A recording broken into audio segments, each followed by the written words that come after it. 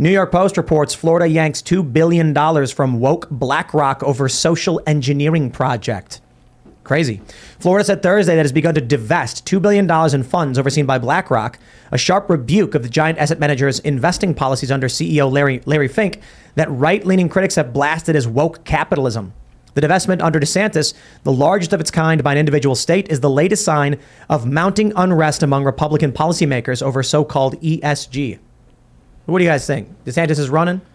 Good news, victory in the culture war? I hope he does, because who else is there? Donald Trump and Kanye West? I mean, you guys got to prove yourself to me if either one of you guys wants to be president, because DeSantis is leading the charge. Let me just say this. I'm Primetime 99. I'm a pimp on a blimp. I was at Mar-a-Lago. I was, lucky enough to be there because, I'm prime on the grind all the time. But yeah, the vibes were a little weird in the sense that, it was kind of like the graveyard of 2020, so it was kind of sad, and everybody was grasping for that energy of 2016, and it just wasn't necessarily there. And I remember this is what Trump would always say. He would always say before he ran, he'd be like, I can just be at I suck at impersonations, but he'd just be like, I could just be at Mar-a-Lago, with my beautiful wife Melania, and I don't need any of this. And he said that again, and the second time he said that in the speech, I felt it. I'm like, dude, you don't need this again. I understand that you were robbed and that's how you feel and that's why you want to, come back. But the vengeance story will be epic. And I hope that if he runs, I hope he wins personally. But I'm just saying, it's like, why do that when you just any outcome, in my personal opinion, when you're his age, I believe he's 78 years old. Yeah. Yep. Go on vacation, bud. Go to D.C. is a hellhole. I was just there. I mean, it's built by Freemason freaking child predators, Bill Clinton type people. I mean, oh my gosh, I couldn't imagine the people that live in Washington, they have a freaking, humiliation fetish, I believe. I hear they drink a lot. You have to. I have a friend that was there. He said it's the biggest party town in the country. You have to be on fentanyl. It's so bad now. Party is one way to put it. Oh, and did you see? Yeah, and I don't biggest know drinking culture in the country of all the cities it had been to. I was talking about. But this is how bad DC is. I want to bring up this point. I don't know if you saw it. McPherson Square, which is 0.2 miles from the White House, tent city. Yeah. Yeah. Saw that video last night. Like, what? That doesn't even make sense. What are you talking about? Tent city? I'm like Jerry's saying, no, tent city. So DeSantis. White House. Sorry. Divesting from Blackrock. I mean, we've been complaining about Blackrock for a while. I think Ian was the first person to bring it up, that State Street, Blackrock, and who was the other one? Vanguard? Oh, yeah. Vanguard. They all have pieces of other companies and each other. It's so nuts. It's so crazy. It's collectively, they own like 19% of almost every publicly traded company. It's wild, man. And I like this divestment because I'm really concerned about Blackstone. I believe it's Blackstone buying property. It's one of BlackRock's. It's like an offshoot. I think BlackRock is an offshoot of Blackstone. It's one or the other. Well, that's the biggest problem in society. It's like there's no middle class because nobody can afford to buy a home because all the single family homes are artificially inflated by these companies like BlackRock that have such big portfolios. If the real price of the property, you had to pay the cash price or couldn't get these easy loans. If they weren't able to artificially inflate the value of these homes, then a single family home could be affordable, but it's not because of these companies. Yes, Blackstone, help me out in the chat if you know which one of the two companies it is, but what they're doing is essentially buying property and holding it hostage because they can afford the loss. They'll print more money if they need more money to stay solvent. They use investor funds to stay solvent. And they just wait, and they'll put it on the market. If you can't afford it, you can't afford it. They don't even live in there. Exactly. We shouldn't have megacorps owning property. Yeah, but the worst thing is Bill Gates owns the most farmland, and he's not going to farm on it because of climate change. Well, he is, but it's going to be soy, and it's going to be corn. Well, but to clarify, he's the largest individual owner of farmland, but he doesn't own the most. What about how much land China owns? They own a bunch. Absolutely. What's the point of that? I mean, what? That doesn't seem right. Thousands of acres in Florida for experiments on monkeys. Did you hear that story? I'm an animal lover. No, that's terrible. Yeah. It's tough. There was that Neuralink story from Elon Musk came out. And this is why in the conservative side we're like, oh, Elon Musk is our hero, but he's literally a transhumanist that wants to put a chip in your brain so you can park your Tesla, potentially. So I mean, come on, that seems. And I'm not even hating on you, Elon. Good for you, but it's just he's not exactly our hero. I hope he is. I hope prove me wrong. You don't want to park your Tesla with your brain? Well, I mean, if I could live forever, would you? If you could right now, because you're a wealthy young man, they say, oh, you can live forever, Tim, but we're gonna plug into this your consciousness into this computer. You're gonna live forever. Being young until you die is like, sounds like a good idea. Like having the body of a 24-year-old, but you'll still die when you're 78 or whatever. Yeah. You know, you don't live forever. Living forever. I was watching this thing about living forever, and it was saying that if you remained young, you'd never want to die. It's only that when you get older, you're tired, you start getting more and more pain, and you're like, okay, I'm ready to go. This is too much for me. But if you were in a young body, you'd be like, no, I'm great. It's like, did you hear what Jared Kushner just said, though? Yep. I mean, Jared Kushner He's going to live forever. He's taking care of his health right now because he plans on living forever. Imagine if women could have babies until they were like 300. If they just their systems just There'd stay be a lot functional. of babies. Yeah. That would be good babies. for the population regrowth if we need that. If we can expand, fertility ages and stuff, which we probably can. I forgot why I brought up Tesla, but it doesn't matter because the point you made is a lot better than the point Elon made. You said that he wants to put a chip in your brain so you can park your Tesla, which is more likely to be what really happens. Whereas he was like, if you're paralyzed and your spine is broken, we can make you walk again. And if you're blind, even if you've never seen in your life, we can stimulate the visual cortex. And it's like, it sounds really, really awesome, but in reality, people are going to get it and they're going to park their Teslas. Yeah, he just announced. Yeah, so go ahead. We have these devices in our pockets that grant us access to the summation of human knowledge, and we use them to look at pictures of cats and argue with strangers. And he wants to make that time, the reaction time of operation, as quick as possible. Because right now, I think he always talks about the milliseconds that it is a reaction time, but he wants to make it so it's just simultaneous thought, action, transhuman. You are a cyborg, cyberkinetically connected to your device. Well, he just announced human trials that are going to be beginning in a few months, where humans are going to be implanted with a microchip inside of their head. And he even made a statement saying that I could have one right now. No one would even know because it's undetectable. I got to make this point too. Let me tell you, this is the problem with artificial intelligence. Even the biggest telecommunication companies, from AT&T to Verizon, they have programmers, people that try to work on this every day. Artificial intelligence, so that when you call in, let's say you want to talk to customer service and you talk to a robot that tries to convince a human that it's actually a robot, and overwhelmingly, 99.99999% of people realize that they are talking to a robot. So they cannot even artificially recreate a conversation with a robot, not in person. So the idea that we can just artificially create another human, that's insane. But they can use algorithmic technology to basically, use, guessing, whatever, simulated guess. Yeah. Exactly. Elon said he's going to get the chip. I think in that reveal, he's like, I think he was indicating he'll be getting it, and I think the first tweet Elon will be the first one that tweets from his brain. It'll say his tweet, and then it'll say, it says tweet from iPhone. It'll say from iPhone, or it'll say from Elon Musk's brain. And you know what the tweet will say? The actual text? Yes. Hello world. Oh, that's a good one. Or brain fart. Or I'm rooting for brain fart. I am death, become brain fart. What is that? 420. Oppenheimer. I'm imagining he's on stage and he's like, he pulls his hair up and shows you the scar and he says, I have a Neuralink chip implanted and I'm going to show you how it works.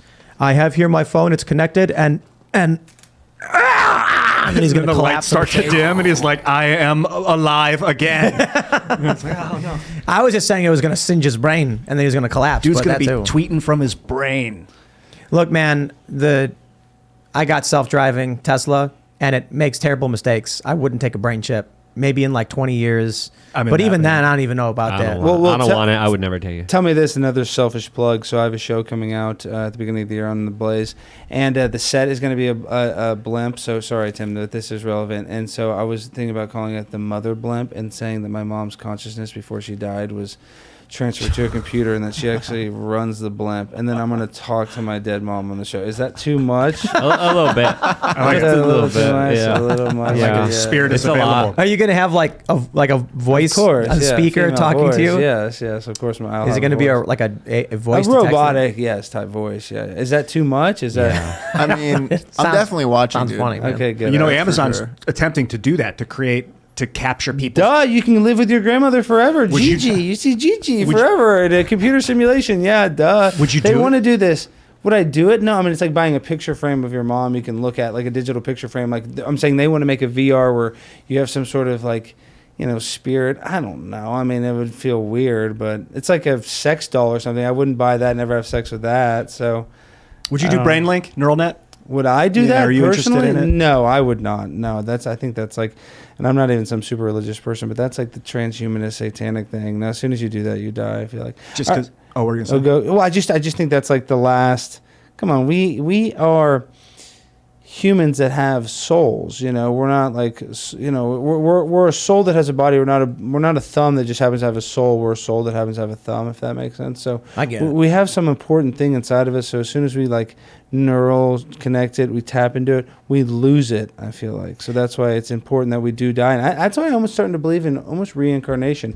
I know that sounds weird, but I feel like, and to go back to my mom, R.I.P., I miss you so much, but I feel like I see her, like she's around, like she's maybe reincarnated sometimes. Like I feel her energy. Ian asked earlier if we were in a simulation, and I'm fine with that interpretation, but I feel like I had this conversation with Seamus before, that simulation theory feels like rudimentary Christianity or like very, very rudimentary religion in general. Yeah. Where it's like, if you're going to come and say that you think we live in a constructed universe made by a higher like form of life or something, I'm like, sure, but there have been people who have been, you know, theorizing, hypothesizing, and philosophizing upon that concept for thousands of years. We just didn't have computers, so they didn't call it a simulation. They just called it God, who created the universe with purpose and reason and created life. So I kind of feel like, you know, I agree. I don't really follow any organized religion, but I do believe there's a God. I do believe in something akin to a soul. I don't know. I kind of feel like the reason I bring it up is because of what you were saying, and then you asked about simulation. And it ties back into how crazy the universe is. And me personally, I understand probability, I understand math, but you see what's been going on in news and in the world, and it certainly just does not feel like we're on this track of randomness. It certainly Tim, I have feels to say like... this Hold stat. on, I just want to make one more point. There's a reason some of the most powerful people in the world worship Moloch and demonic entities and try to summon them in. It's been documented that there's something else beyond our physical existence that is there energetically within different dimensions that we can't quantify and understand. No. Absolutely, because the most important people in our world do play in that realm. Well, don't forget about Moloch. I want to go back on it. But I mean, the idea that everything came from nothing, that's the same as a tornado going through a junkyard and creating a 47 on the other end. It's just impossible. I mean, it's just, you know, that's why I know you think scientifically, you know, this and that. Well, look, you know, I'm not trying to dismiss what you're saying. I'm just saying to think about it like the mechanisms of the universe and the organization of free energy is just a component of the creator. Yeah, I know, and that's why I think there just has to be a creator. And I don't even want to try to sound like a Bible banger, but they'll even tell you that, like, you know, if a trillion monkeys punched, you know, on a trillion keyboards, that they would be able to write Shakespeare. That's not possible. Right. So I think Cassandra, she was like, have you ever seen a monkey?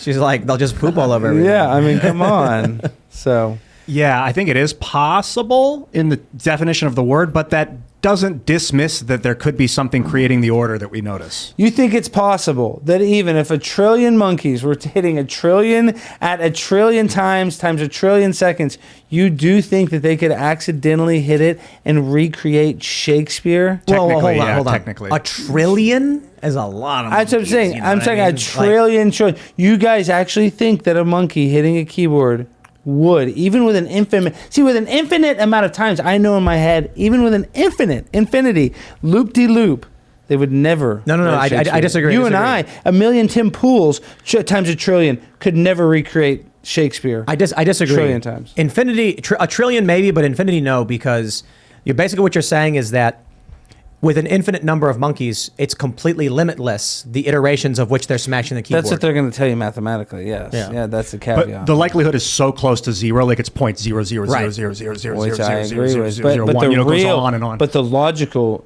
percentage is 0. And yeah, you would say, like, realistically, it's very unlikely that would happen. I don't think it's an accident. I don't think that people accidentally typed up reality as we know it. It seems like this twisting and turning of gravity and of subatomic particles is all like counter and interrelated.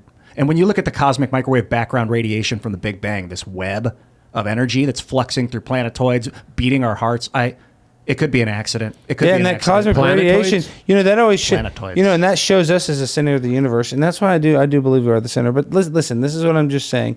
One of the biggest lies that I believe that is done on mankind right now is they want to make you think that you're just some sort of cosmic accident that came from the Big Bang, so that you're an atheist, so that you don't have any sort of moral responsibility for your actions here on Earth, and that like your life doesn't really matter, because when your life doesn't matter, you're able to be indoctrinated in whatever. Have you read about near-death experiences?